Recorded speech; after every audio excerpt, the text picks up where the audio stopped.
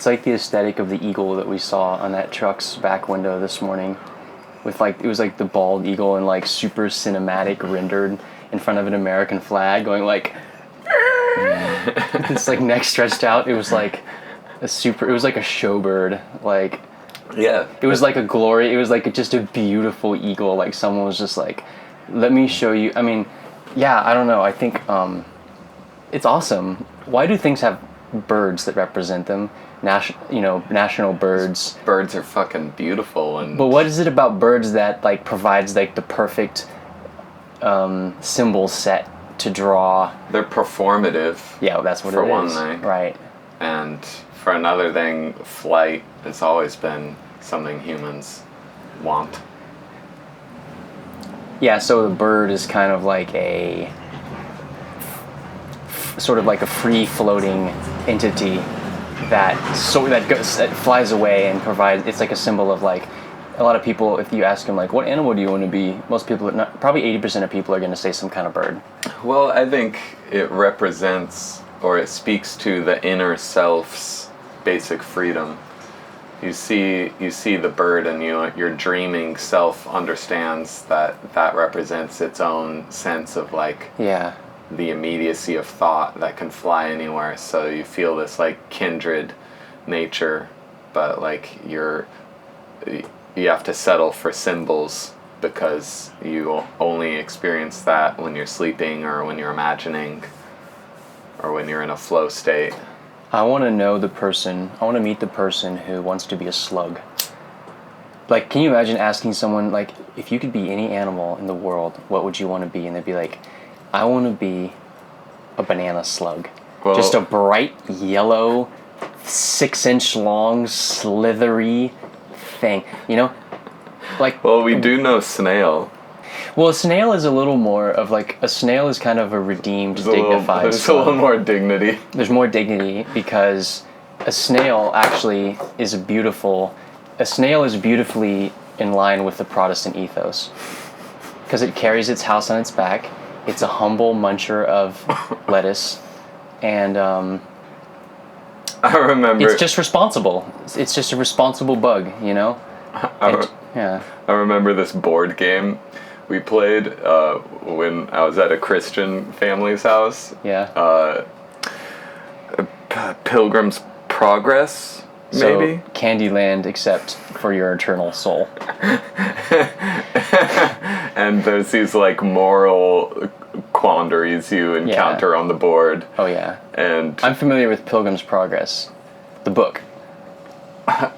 In the game, your guy has like a snail's back, like huge backpack. Like a traveling pack, yeah. But it's like dramatically big to emphasize the weight of your sin. Yeah, exactly. The burden of your sin. And getting to the end of the Candyland board, like you take the backpack off. Jesus is a forklift. He's like driving a forklift. He's like, let me help you with that, son. Welcome to the warehouse. Turns out heaven is just an alien version of Amazon Prime. Oh my gosh. Dude, it's like a wish fulfillment center. They'd set up your prophecies to expect a heaven to look like what they need you to do when you're in the afterlife, which is just be part of the warehouse. Turns out industry. That prayer is just feeding big data for their alien enterprise that's gonna. I mean, Jesus even said, I go to prepare a place for you. What? A place in the post-mortal Amazon warehouse. It's like postmodernism, but it's post-mortalism. It's, it's just living out in an asymptotic, a wish fulfillment eternity that asymptotically approaches meaninglessness. And they're seeding the religion beforehand to make sure you're a good employee when you get there. Exactly. What's amazing about this joke is they do this in Dune. Really? Shit. Which book? Because I'm 3/4 the way through the first one. The Missionaria Protectiva. Oh, the Ben Gesserit, where they go to places and seed. They seed prophecies. Right. So that Bene Gesserit can show up there later and use the population's religious beliefs to their own personal ends, because they are the ones who seeded the religious beliefs millennia in the past already themselves. The most amazing thing about that is the ethical considerations that these witches justify to do that. Like, they're like, it's for their own good. They're really elitist in some way, but they have like this highly self-conscious relationship with their own elitism, which makes you a little more sympathetic to their cause. Well, there's Bene Gesserit, and then there's Bene Gesserit. Okay, I haven't gotten that deep yet to get what that means. You haven't, yeah. Okay. They go through their own hero's journey across the 6 books. I haven't gotten that perspective. They have a whole like developmental arc, like individual characters do. Like the society of the Bene Gesserit has an arc too.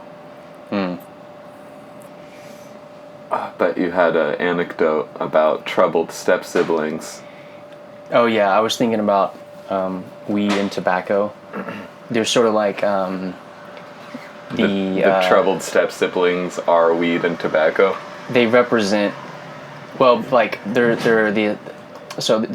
you find them in a lot of like on the ends of like a few different binary distinctions, like weed and tobacco are the feminine and masculine energy respectively, and they are also good and bad respectively. They get value judgments applied to them. Exactly. Like weed is like there's a viewpoint that like, or like the modern viewpoint is that like, oh, like weed has been unfairly maligned and can cure depression or something, or like reduces inflammation. And tobacco, you wouldn't believe what scientists just discovered. They're still discovering bad things about it. Evil. Wow, yeah. See what I'm saying? So it's like, okay, fair point. It just shows you the cyclical nature of the meme sphere, where this is the trough that maps to the kind of like previous few decades tobacco companies marketing and weed being demonized. And so we're just seeing the mirror image of that. Well, you're also seeing the extent to which your unconscious goes unexamined is the extent to which you apply those unconscious value judgments to everything. Yeah, that's a very good point. If you don't, like, examine your own fears, then you put them all in a closet. If you put them all in a closet, then you probably associate them with the nighttime, where the things you can't see are loose. And then you avoid the nighttime, and so you don't get enough sleep. And you certainly don't take naps during the day, because demonizing sleep makes you start to demonize your own unconscious processes. And then if you're doing that, then it's a whole bipolar, like there's good things and there's bad things. And then if you accept that there's good things and bad things, then like you're a leftist or a rightist, and there's good people and bad people.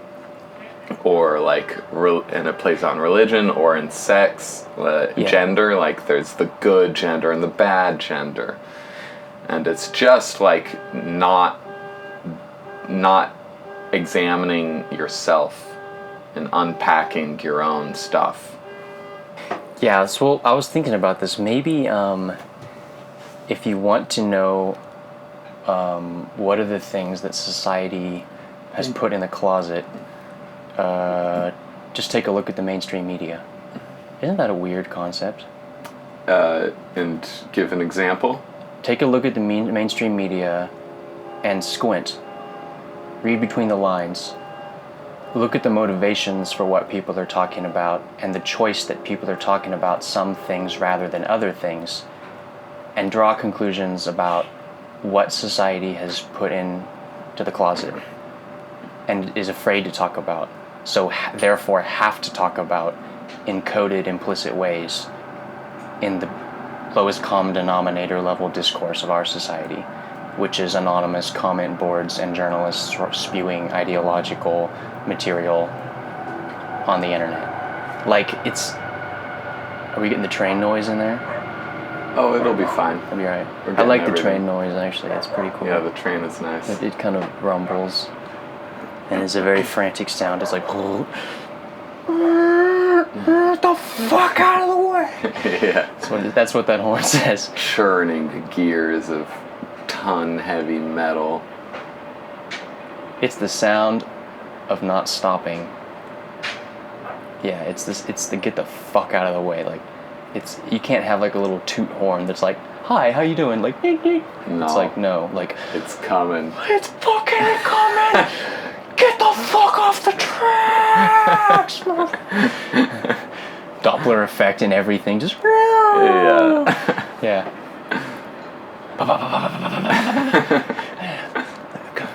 Yeah, this is the lifeblood of the economy. Lumber. Yeah. There's an amazing rant in Atlas Shrugged about trains. Oh, really? Well, the protagonist runs a railroad. Okay. A transcontinental railroad. So even the Siberian. This is the trans. Is that what it's modeled on? No, it's like just the today's semi-highway infrastructure, but in the 50s. So it's the railroad system that is the lifeblood of the country. Yeah. But there's this amazing rant when the protagonist steps into the engine room of the train as it's going like 100 miles an hour. And it's this ode to human innovation. And she feels like she's in the heart of a human mind. Like the human soul has been objectified in this train, and the human's ability to make his ideas real. And the train as this symbol of ultimate efficiency. Every single piece is there to serve a function. Nothing is in that engine room that isn't serving a crucial function. And every single piece is an answer to why and how and what for. Like a human had to ask that, and then he answered it in physical form. And you see all the valves and pressure gauges and pipes. Maybe that's why objects have tended to become less beautiful over time. Maybe there's a historical progression into the modern age of thinking of things in terms of abstractions and mapping those abstractions with an increasing degree of fidelity onto material, like physical material, as manufacturing techniques and modeling techniques improve.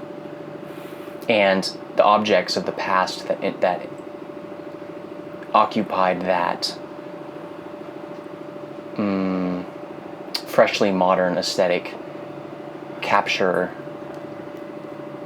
a special place in the history of designing artifacts, because they're made in the paradigm of like what you're referring to, like everything is answer to a question, like how, why. There's absolutely no aspect of that engine room that exists for like a frivolous, disconnected reason. None of it's arbitrary. No. Certainly none of it's aesthetic. Because that arbitrary things just mean more cost.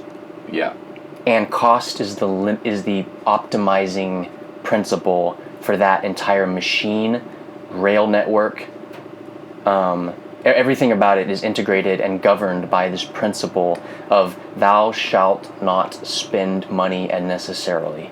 Just like biological structures are governed by the principle that thou shalt not spend energy wantonly. And so when you have you have a machine, you have an ecosystem optimizing itself for a metric. And so as that new metric, money, dawned on the world, there was a gradual progression from artifacts being individual works of artistry that were optimizing for the human sense of taste to a kind of, one might unfairly, I think, say blind efficiency. I don't think that's fair at all. And hold on, we gotta wait for this engine to go by. Serendipity. I'm not even complaining. Dude, yeah, that's... And that truck, Wow. I don't know if that's in the shot, but that truck is exactly what I'm talking about. It occupies the stage of automobile evolution that's like where things still looked like there was still a lot of like unnecessary flair.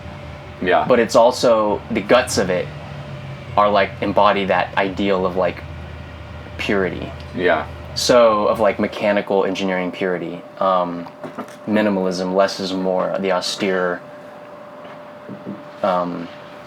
machine kind of logic. Yeah, I think that is a very general principle. They don't have to be exclusive from each other. They're not exclusive, which maximum efficiency and physical beauty and aesthetic. Like nature is the proof of that nature in pursuing the ultimate ideal of energy efficiency is required to become physically beautiful often. I think that maybe it's that our ideals of physical beauty derive from the failure avoidance mechanisms of nature. I don't know what that means. Like the forms that animals take are like like a bird. Every aspect of a biological organism is an answer to how or why, with the exception of the kind of sub-game, sub-universe of biological evolution, the spin-off bubble universe of biological evolution called sexual selection. That is a distinctly different space in which evolution occurs, because no longer is energy the thing that's being optimized for energy acquisition, it's mate acquisition. Yeah. So the goal is not to be the goal that the entire ecosystem is that the game is optimizing for is not the ability to acquire energy, it's the ability to attract a mate. So it's a bubble universe, just like language is a bubble universe in biological evolution. That's directly comparable to sexual selection, because what you're doing with language is you're optimizing the ability to create models and to communicate information. So maybe, like, as always, the most beautiful objects represent integration of the I think that's what you were getting at before I went back on that rant. I'm thinking of the Porsche 964. That's a perfect example, right? The 95 to 97, I think, Porsche Carrera, and it's aesthetically and engineering-wise this peak of function and speed and human beauty. And those peak Porsches are they're integrated, but they are for a human. That car is made to please a human. Specifically a human who no longer has to optimize for cost. But the thing itself is optimized for cost. Attracting that kind of person. No, actually, car design is an aspect of sexual selection. Sure. It's like, why does a bird evolve blue and yellow and white spots all over its feathers, that so when it does a special dance, you create this amazing show of color that makes the female bird go like, and then they have sex for like a 32nd of a instant and then fly away, thus perpetuating the species. It's an arbitrary thing. It's there's this decoupled freedom that exists it's like this recursive, sped up game of beauty definition. I feel like muscle cars, of course muscle cars are beautiful, sexy beasts. Well, those are like the flowers. Yeah. Like what makes those things possible, it's capital and wealth acquisition and the ability to make a living. And trains are like the symbol of what makes that wealth acquisition possible for you and me. even more fundamentally than capital, what makes it possible is the existence of a market for that thing, which then capital responds to. But fundamentally, the fact that people have mapped their beauty, attraction, status, design sense onto machines, it's like a way of I don't know. I think cars are an aspect of human sexuality. Yeah. Yeah, it's like been taken for granted. I mean, look for a at this. while. Look at this bus that we're in. Sexiest thing possible. It is. I'm feeling very inclusive right now, and I want to say that this bus is beautiful. Look at it. She might be a little bit rusty. She might have been born sometime, judging by this bus, I think maybe in the 40s. Whoa. What do you think? No. I think so. The 40s? Yeah, I think this bus is from the 40s. Are you judging by the patina? No, I'm judging by the patina? I'm judging by the fact that the mixture, there's like a pull knob. Oh, the dashboard. The avionics, or the, what is it called? The dash, I guess. Yeah, the dashboard is dramatically prehistoric. Oh, it's dinosaur level. It's like the bus that fucking Littlefoot discovers in Land Before Time that an alien time-traveling species buried for them to find. I listened to that speech, or that talk of Alan Watts's tribute to Carl Jung. Mm-hmm. Carl Jung. Yeah. I don't know which one it is, Jung or Jung. I say it differently depending on what mood I'm in. It was cool. He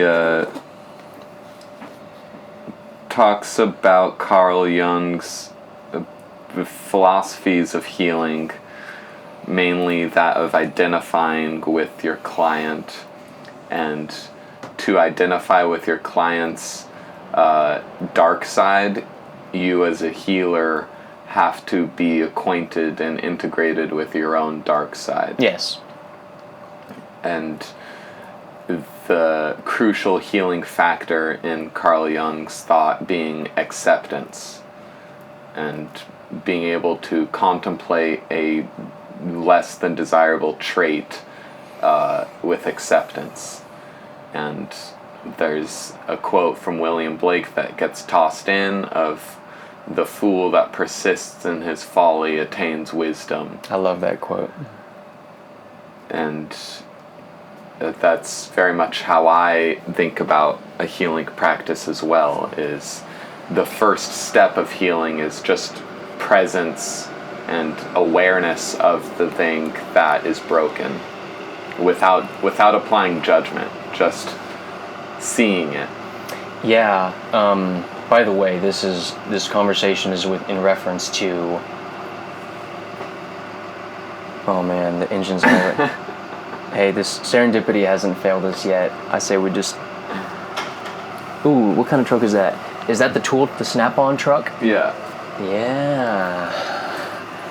I remember that truck. That truck used to come cruising around during the days that I worked at Air Union after high school for 1 year. What were we in the middle of talking about? Acceptance as a first step in personal healing. Carl Jung. Yeah. Being talked about by Alan Watts. Yeah.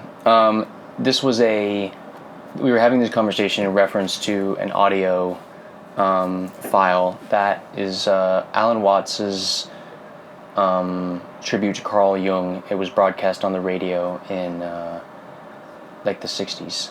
It was like 1962. It was like when he died. 1962. It seemed like he died that week. He died, yeah. So Alan Watts was doing a thing. Alan Watts, yeah, he was, and part of his thing was recounting the meeting that he personally had with Carl Jung in 1959. And I think it was a pretty interesting interview. The most interesting thing he said, I thought, was the way he described Jung as being a kind of person who could experience negative emotions and not feel bad about experiencing the negative emotions, which I thought was pretty interesting. And he kind of related that to the way that the doctor and the patient have to or interact with each other, where if the doctor doesn't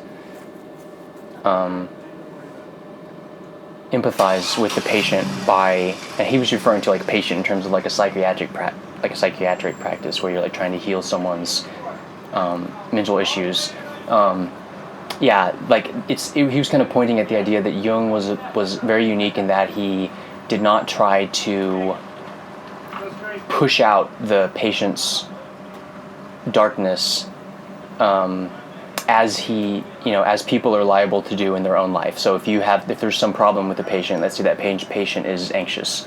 If you yourself haven't dealt with and experienced anxiety in your life and you haven't come to terms with it, and you're still repressing the thing that you're trying to heal in the patient, you're not going to have much luck. And I don't know, it's because that I love that because it really, really, really adds a little more complexity to the kind of consensus that allopathic medicine has reached in the modern time, which is basically that like a scientist or a doctor is a technician. A doctor is a purveyor of a trade who is distanced, professional, and objective. That is very... So if you're a heart surgeon, well, that makes a lot of sense, right? You want to be objective, distanced, and professional. But if you're a talk healer... If you're a psychiatrist, you can... and to a lesser extent... maybe even other doctors who are there to heal your body, who also kind of need to understand your emotions at the same time. I don't know, I think we've seen that attitude of scientism over-applied in medicine, particularly psychiatry, to the point where I don't know, I think psychiatry as it currently exists, there's really no way to know whether it's a joke or not. We're making a pretty big assumption to think that it's doing anyone any good. There's anecdotes you can find that people help people, but what about all the bad psychiatrists that are just filling people's heads with... Yeah. There's individually good psychiatrists doing individually good work. Yeah. In the speech, Alan Watts quotes from Carl Jung talks about the neurosis that happens when you divide the world into good and evil things. Yeah. And you can't do that without drawing the same line of good and evil down yourself. Yeah. And saying that some of your own traits are evil and so must not be accepted at all. And then he was pointing out that non-acceptance is what keeps that evil active in your life. And you have to instead go towards it voluntarily inside yourself with understanding, and then you experience the underlying unity of what you thought was good and evil has an underlying unitary factor. And he's pointing at some like universal principle there, Carl Jung is, that there aren't oppositions. There aren't opposites. Opposites are contrivances and have inner unified thing in their center. There's a kind of complementarity. Complementarity? Yeah. Is that a word? Or complementariness, if you prefer. But I think complementarity is a little more sleek. If it's a real word. Are you speaking... I don't know. Is it a real word? I think of real with respect to what words. Is real? Well, with respect to words, I define real normatively. Okay, well, I've never heard anyone say what is complementarity? Complementarity? Complementariness? I've never heard either of those words. Yeah, but before. you know what it means. Only by complementariness. That's more normative. Sure. Okay. So actually, maybe I was lying when I said I defined them normatively. Maybe that was a. Maybe I'm just making a personal lingual flourish. He lays out in Carl Jung's example. He lays out the egotist as being completely self-absorbed and isolating and his speech is to clergymen of a church, and he explains that the psychiatrist needs to embrace this client's egotism and accept it and help it grow, and then that will take the client to personal experiences with himself that lead him back into integration with the world and loving his fellow man again. And that's cool, except for the fact of laying out egoism as an evil at all. I think that's just straight up wrong, to say that the ego is bad at all, and that fancying your own life as a special like direction that God has given you alone, and you have like a God-given journey to take based on what your ego can perceive. I think that is the case. I think you can only look at your own experience and act from there if you want to get to any sort of virtuous experience. Yeah, hence my attraction. I agree with you, and that's my attraction to the concept of destiny.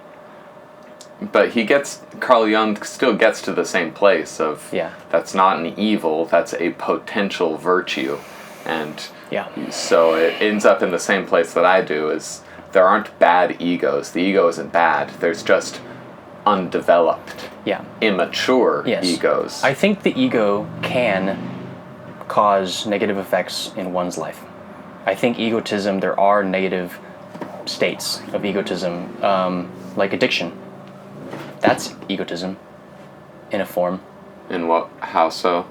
Because you secretly are ashamed of yourself for not being strong enough to overcome your addiction, so it makes you feel bad, so you keep doing it to punish yourself because that's what you feel like you deserve. So like having a conception of yourself as like a bad person makes you live out that myth in your life.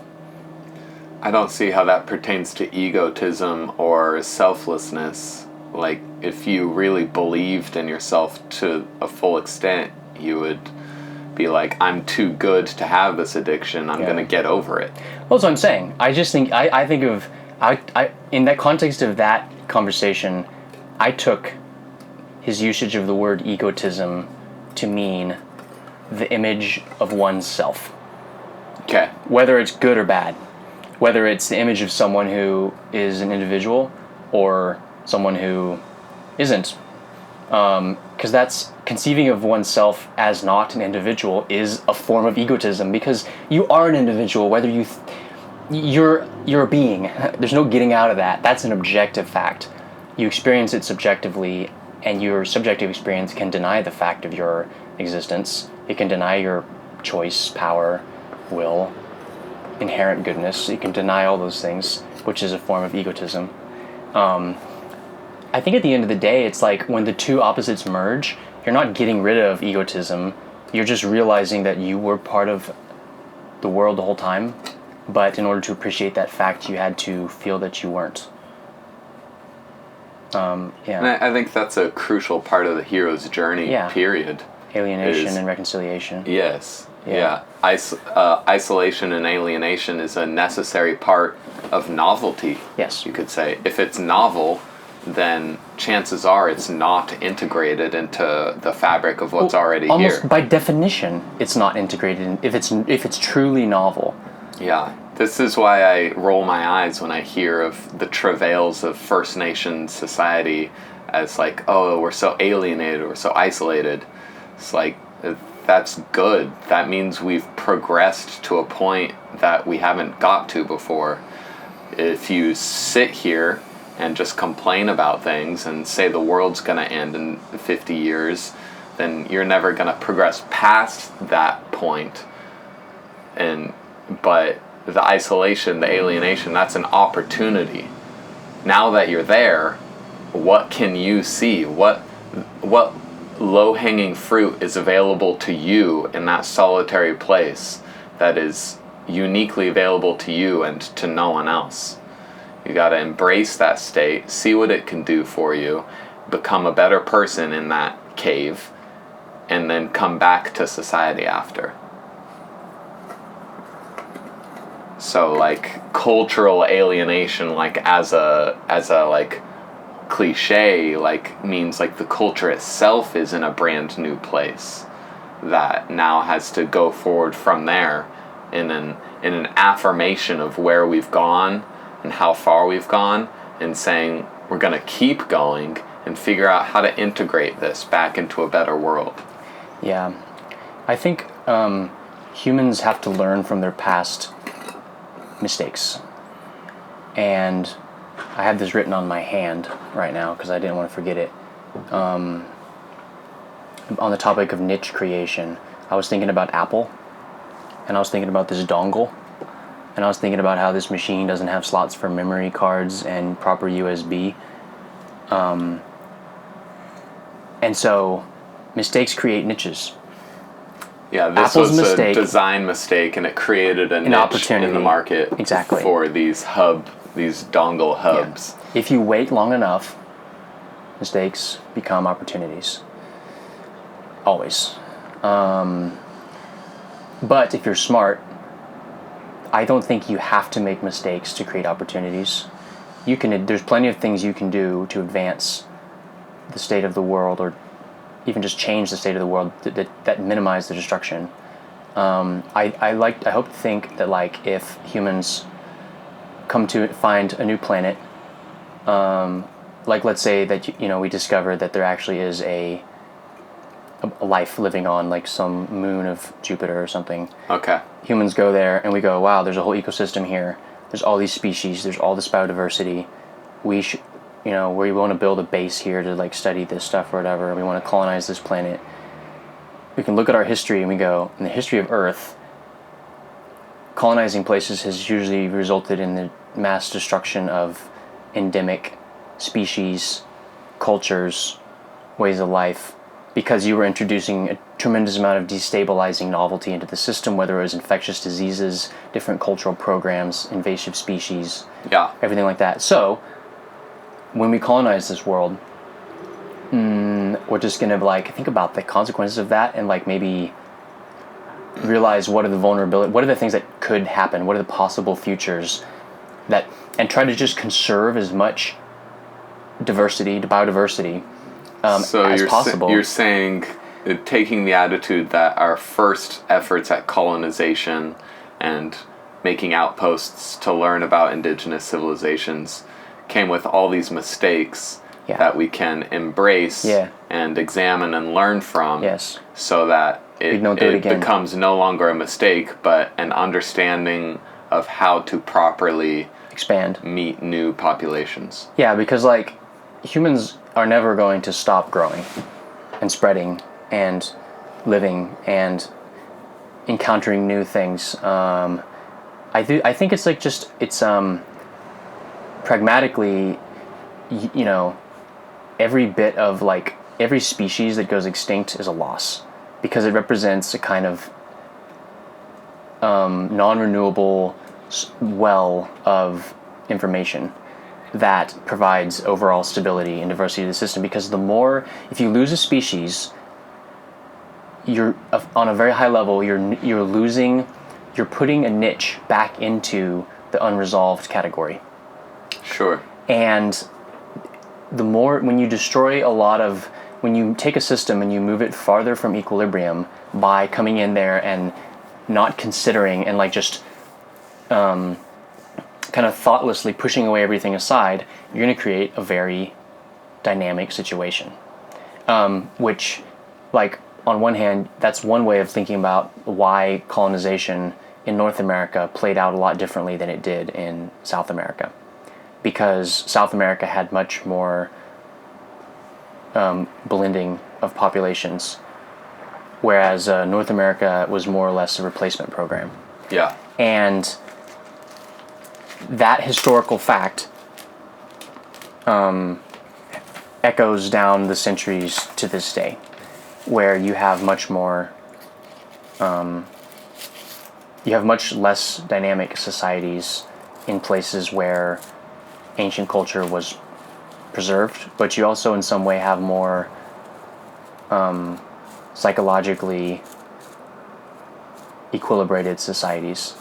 I'm just thinking about... I wouldn't know. I haven't been to South America. I think you can, for a closer to home example, you can look at urban versus rural societies, urban versus rural culture. I think there's more equilibrium in the rural. I think there is, relatively. It's hard because no one right now has much equilibrium because of like the internet.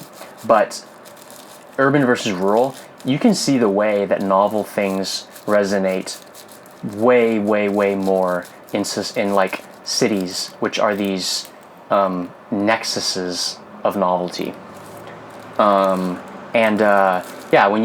you're just like living on a farm and you get up and you have a very concrete, stable, time-tested program of what you're doing every day, it's a lot easier to look at something and go like, yeah, you know? Yeah, that's new, but it doesn't really change my work day right now. Right. And so I don't know, I think that's colonization and stuff wasn't in a sense like a process of urbanization at the same time, and kind of bringing people into more large-scale structures and programs and political identities and systems of administration and all that stuff is a kind of driving force that drives the overall ecosystem away from ecological stability. But it creates potential. So it's going to be integrated one way or the other. It's going to return to equilibrium. Just like the human immune system when exposed to a novel pathogen, or culture when exposed to a novel meme idea. It destabilizes the thing, and then you have a return to equilibrium. And that return to equilibrium represents the almost like usage of the potential energy that was created from stretching the spring a little bit. You know, there's an interesting poetic rhythm happening here where we're returning to a kind of equilibrium by Biden, the Biden presidency. Yeah. Is this return to equilibrium? And there's something poetic about that return to that kind of equilibrium being accompanied by this Afghanistan disaster. Yeah. Because what is the equilibrium that we're returning to? It's interventionist warfare in the Middle East. Oh, thank God, we're back to this thing. I was really missing Bush. Yeah. Man, I hadn't heard about a drone strike in years. Mm-hmm. Yeah, there's a bombing literally. Man, is this too soon? Fuck. No, it's not too soon. Go for it. There was a bombing yesterday. 12 U.S. soldiers died in Afghanistan airport. And I was like, wow, it's 2007 again. We're back. I had this idea that we never left. It's just like we focused on Trump instead of everything we were doing in the Middle East. Yeah. Now we're back to understanding the effects of what we are doing over there. I was kind of had this idea. It's so stupid to say we, but we're used to doing that. If you and I are responsible for interventionist wars. Anyway, go ahead. I was thinking about how it is weird how there seems to be this absolute addiction to some kind of war that our society has, where we either have to have so we have like the war on drugs, the war on terror, recently, the war on COVID. Yeah, the war on COVID.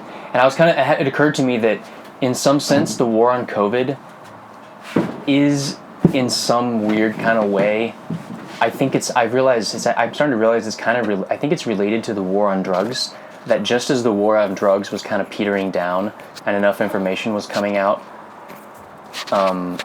convincing that to kind of like, it was dawning on people on both sides of the political spectrum that maybe the militaristic suppression of human beings attempting to exercise autonomy over their own body by putting substances like weed and mushrooms and, let's be honest, a lot of really shitty things as adults into their body is not something that like is made better by declaring a war and bringing in all of the things that go along with the war, like Yeah, as guns. soon as that war peters Yeah. out, inevitably, as it has to, Yeah. we get a new thing. Yeah, we need surveillance.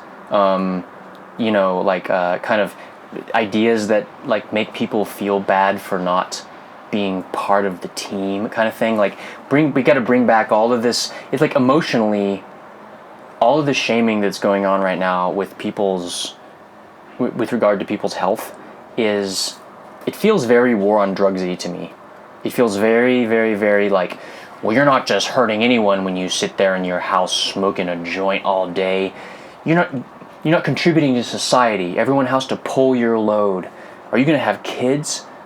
You have responsibility. Like that whole line of thought where it's like, Shaming it's not you. just your fuck up because we're all connected. Everyone, this idea of like, this kind of policing, it's like a policing mindset that becomes necessary when you start conceiving of yourselves someone whose like fate is like we're all just tangled up in this huge web of paralysis, like that kind of, and like virtualizing the idea that everyone is merged like that. It's dangerous. It's been this crazy stimulant, though, and I think it has been for you too. It's been this crazy stimulant for me. I immediately took up the tack when this started that this is never going to end.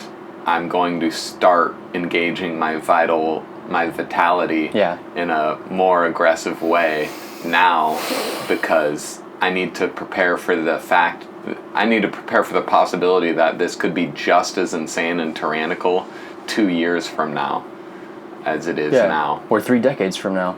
Look at the war on drugs. 1968. How long has it been? Okay, about 50 years. Congratulations. It took half a century to rid ourselves of the idea that maybe it was a bad idea to lock human beings in a cage for smoking a plant. And the vast majority of people supported that idea for decades. Yeah. Isn't that... the vast majority of people supported going into Afghanistan. Right. At what point does people think... Like, I was thinking about this Afghanistan thing. I was like, whether or not anyone explicitly talks about this, isn't that just like a symbol of the fact that maybe people who are making decisions don't know as much what they're doing as they want you to think they do? Like, I don't know how you can draw another conclusion. It's so strange to have message. Well, it's just not. It's not long-term thinking. People jumping on this bandwagon of wanting more top-down tyranny to force people to vaccinate. Or anything. Force the world to be in a different way. And so we're going to suspend people's individual rights. It's very short-term, like, they don't understand that that's what got us into Afghanistan. Yeah. It's that same attitude. Same mindset. They don't understand that that's what got us into the war on drugs. Yeah. They're just focused on the expediency of this moment. Like, who cares about the long-term consequences? Like, mandate vaccines for everyone. Right. Can't figure out a solution? Authority. Yeah. You know what? We're all so demoralized that we think that we have this general unconscious sense that, like, there's no one making... Well, again, careful with that we stuff. Well... Because are you demoralized? Or are you, like... Are you not practicing more virtues more aggressively than you ever have in your life before? I'm less demoralized than I was. I'm trending in a good direction, I think. I will still say, I think I still have a ways to go, though. I think I could probably do a little more to disentangle myself from psychological dependence on, like, the latest update of whether you're allowed to live life or not. I should probably unsubscribe from that permission feed. I don't know. think you should. Yeah, it's hard to, though, because like I was saying before, maybe it's my egotism. I'm a little bit addicted to it. And if I'm being completely honest, I think that I fall sometimes into the same kind of moral purity trap where you get to feel superior. Yeah, I do. If you look at the news and see insane things going on. I know. And you get to say, that's bad, I know what I'm doing, and it's good. Yeah, I get to go, gee, I'm so glad I'm smart enough to not live in clown world. I feel sorry for those other idiots. But then it requires you looking at the clown world to validate itself. Yeah, I've become aware of that, and I think it's inevitable. There's going to be a little bit of a counter-reactionary imbalance in the way I react to this because it's kind of novel, very novel, at least in my life. I never thought I'd live through the Deutsche Democratic Republic world. Never thought that we were going to have surveillance and neighbors turning each other in and stuff like that. And if people think I'm exaggerating, take a look at Australia right now. I don't know if you've been following that. Yeah, it's complete batshit insanity. They're like arresting teenagers for being more than 5 kilometers from their house. They're like pepper spraying like old ladies for marching in the street. Like they're like shooting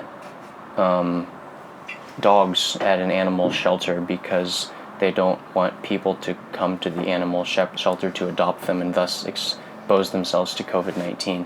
It's like I think it was something you said a few months ago. I was listening to one of the old podcasts about like when they like murdered all the minks in Denmark. Something you said that like I was thinking about that same thing with respect to the dogs. Is like when you find yourself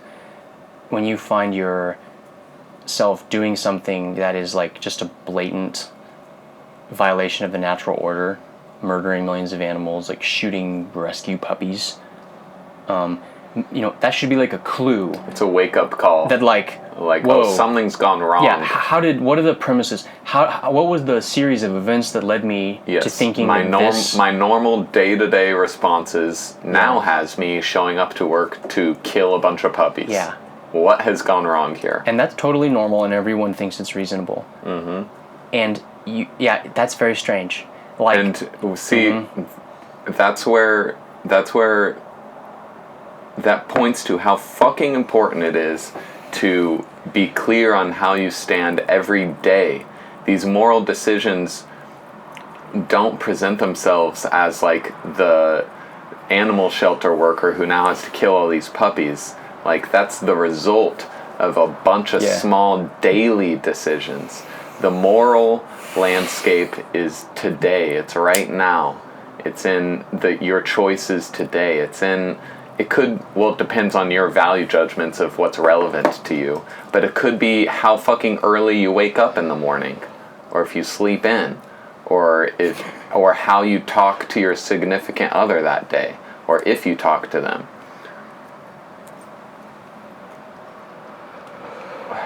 In short, like if something's wrong, letting it slide pushes you towards the abyss.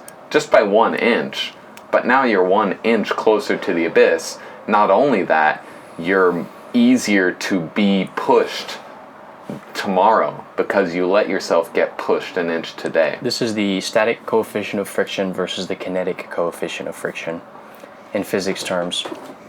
And of course that can go too far into State of Jefferson stickers on your truck and don't tread on me tattoos on your back, and you're just not flexible at all. Dude, I had an artistic vision the other day.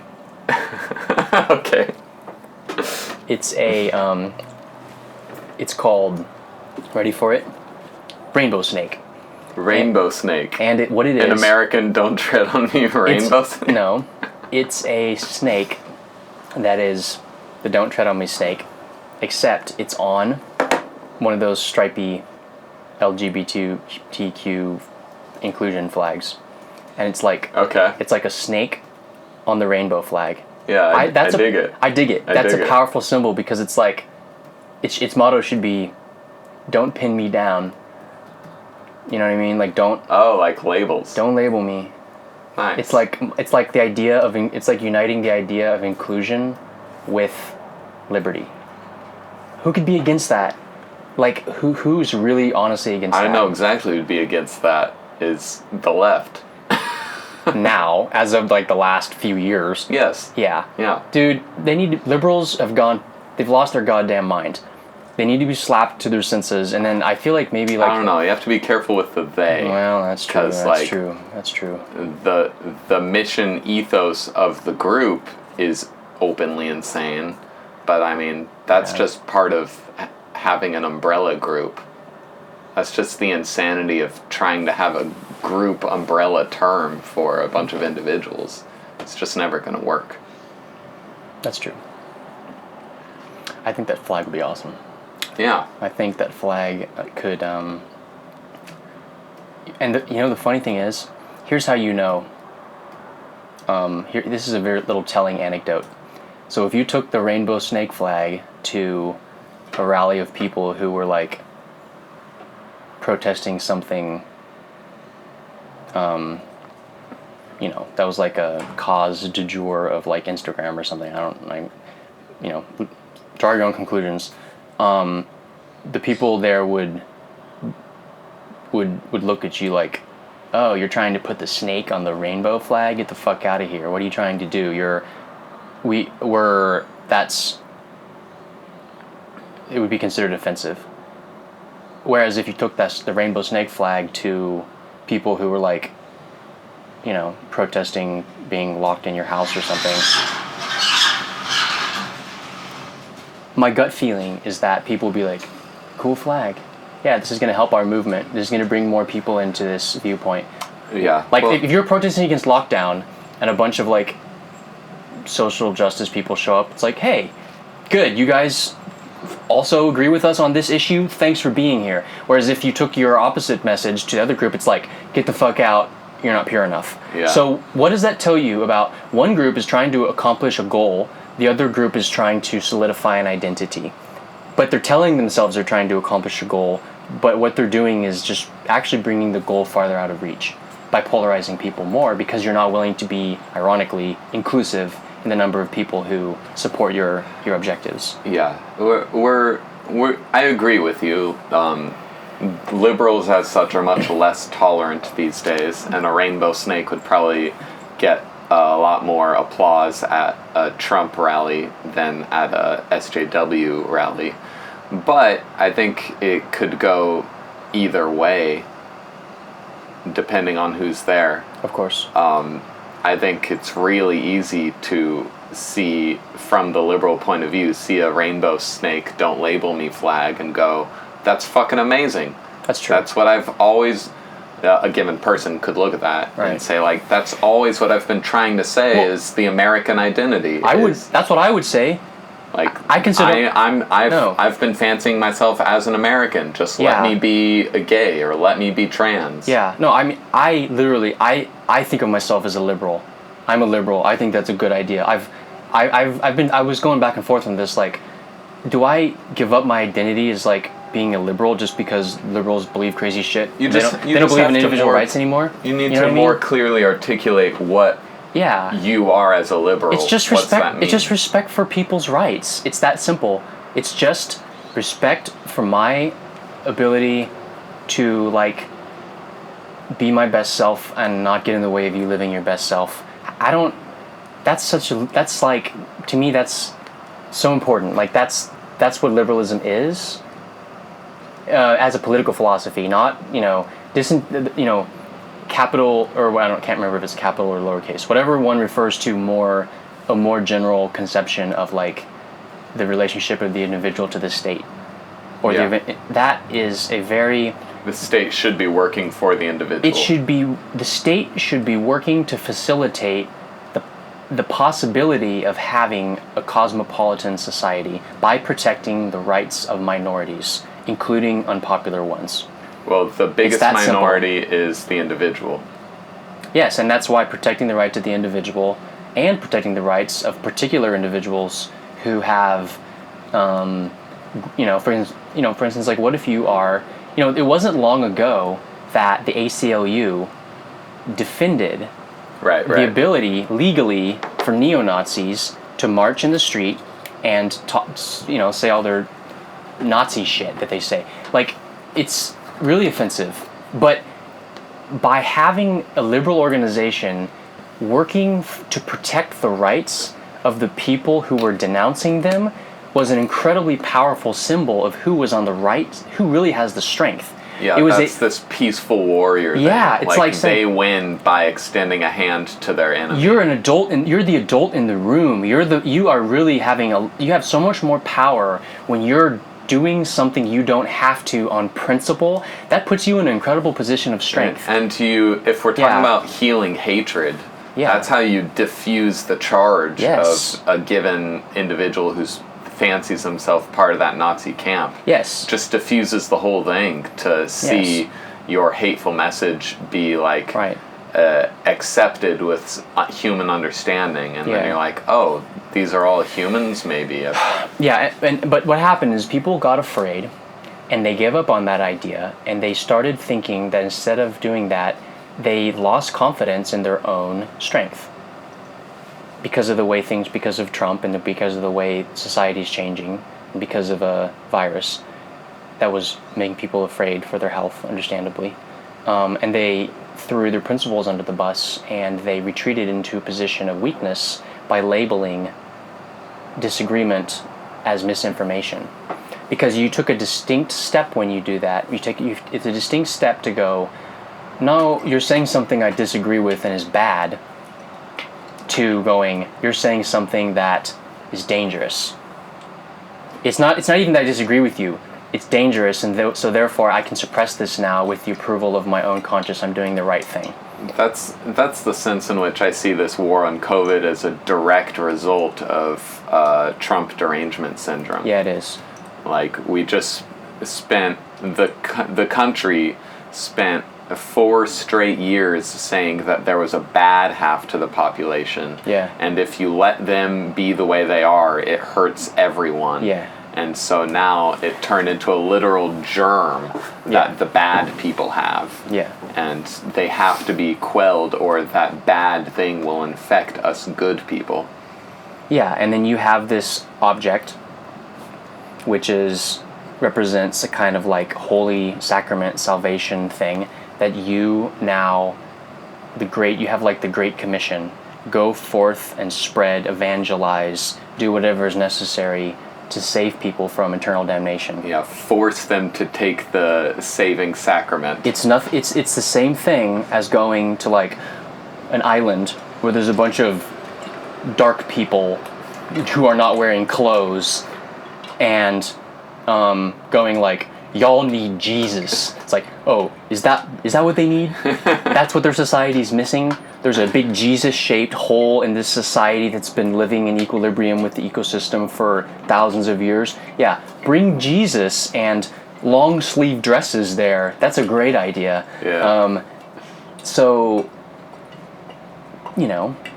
that's where I agree with, like, I don't know how you can have in your mind a person who's like, I understand the horrors of colonialism.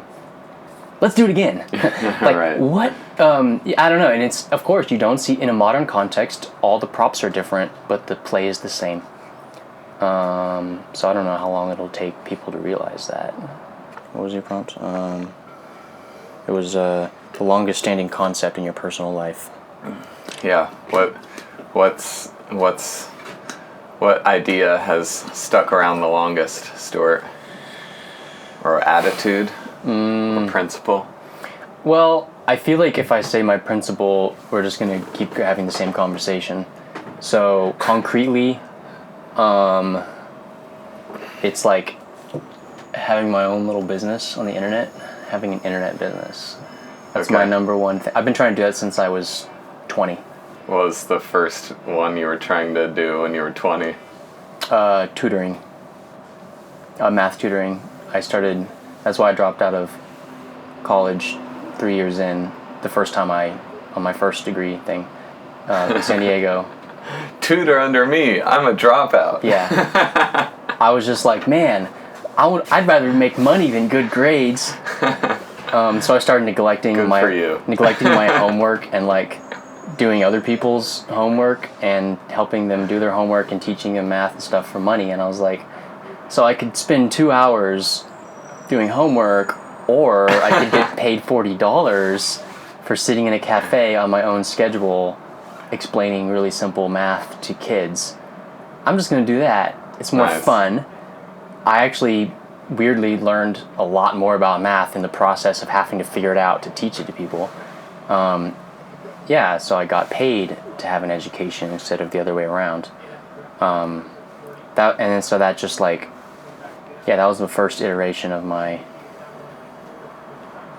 And then I went into the website building business, gig work.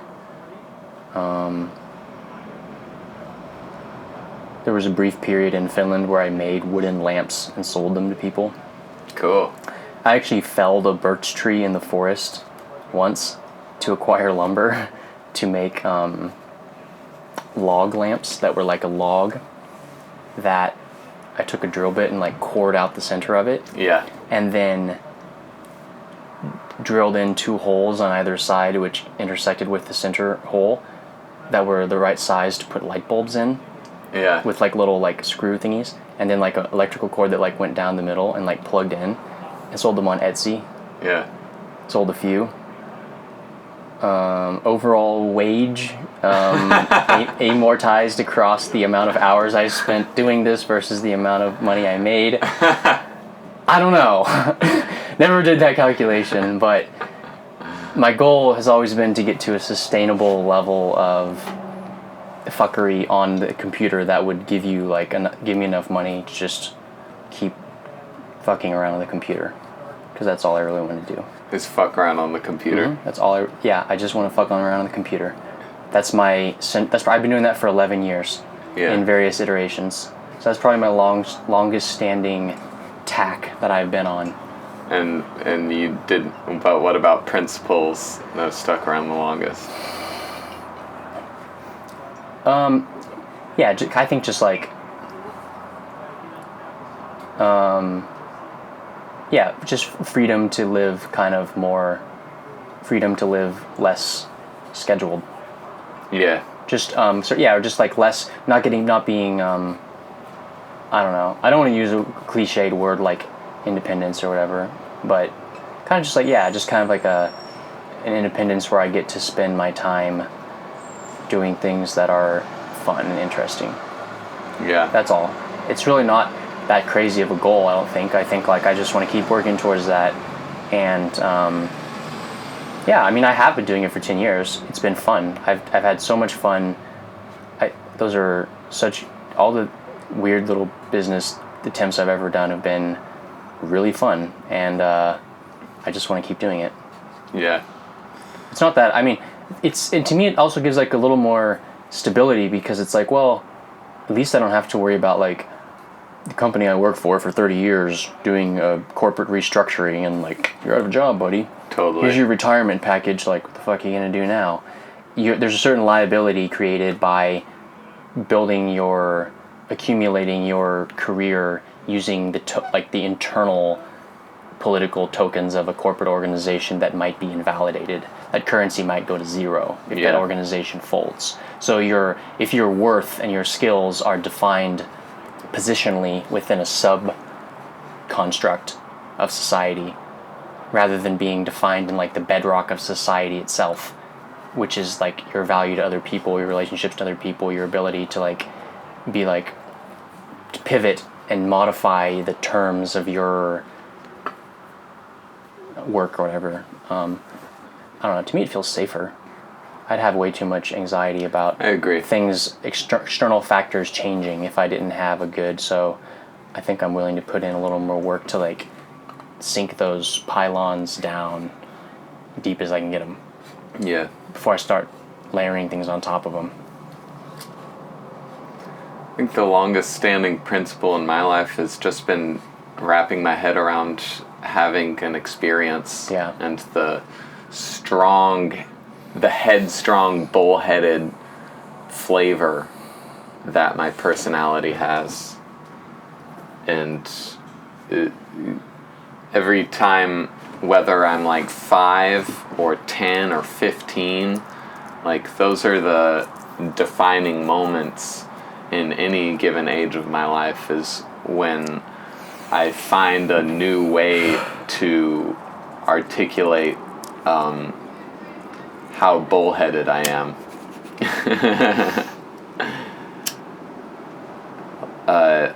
In distinction to everyone else, in distinction to everything else. Like, there's someone having an experience here, and there's some sort of responsibility that comes with that. Grappling with the question of what am I supposed to do with this experience? And what what helps me grapple with that question is do what other people want me to do, because that's always an option. Yeah, that's an option. And then like the most solid thing I'm able to grasp is do what I want to do, because I don't know what other people actually want. I only know what I want. And it's I think one thing that's really important to remember is that other people don't know what they want you to do either. No, they don't. They don't know what they're probably, hopefully, working on figuring out what they want to do. They don't have time to think about what you should be doing, and if they tell you what you should be doing, they probably are just repeating something that someone told them to do. You might find that if you do what you want to do, you end up doing something that other people really like and didn't have the time or imagination to think of for you to be doing. It's just, well, one way or the other, you're going to trip over doing something that other people actually like. Yeah. It's just, if you get there one way, then you're able to keep doing it indefinitely. Yeah. If you trip on that the other way, then it's something someone else told you to do. So people like it, and are reinforcing it, but you don't understand why you're doing it. So you don't feel the stability of knowing that you'll still be able to do it a year from now, because you didn't start that path from a point of actual knowledge. Do you think people pressured Ozzy Osbourne into making music? Probably not. Probably not. And even in the case where there is someone who is really good at something, who's like, yeah, my parents made me do this when I was young, and I'm grateful for them because now, well, that's a happy kind of coincidence. It turns out they made the right bet, and you actually like the thing. That's entirely possible. Yeah. But there's many more stories of people who are great at something and who benefit people around them immeasurably, like creating a song that is stuck in people's heads decades later, and like helps them organize their emotion. Like, I mean, think about the positive experiences that Ozzy Osbourne has had or the positive effect he's had on millions of people. That's crazy to think about that. In really public contexts, like everyone moshing, and in really private contexts, like, a recently divorced trucker barreling down the highway with the windows down with crazy train cranked, smoking a cigarette. Personal experience. No one's going to share that experience, but it's like powerful. It's something that you can't really account for because you don't really know. There's no reporting mechanism for how many cases of inspiration people have acquired from your mimetic construct being promulgated through society and the airwaves and the internet. Mm-hmm.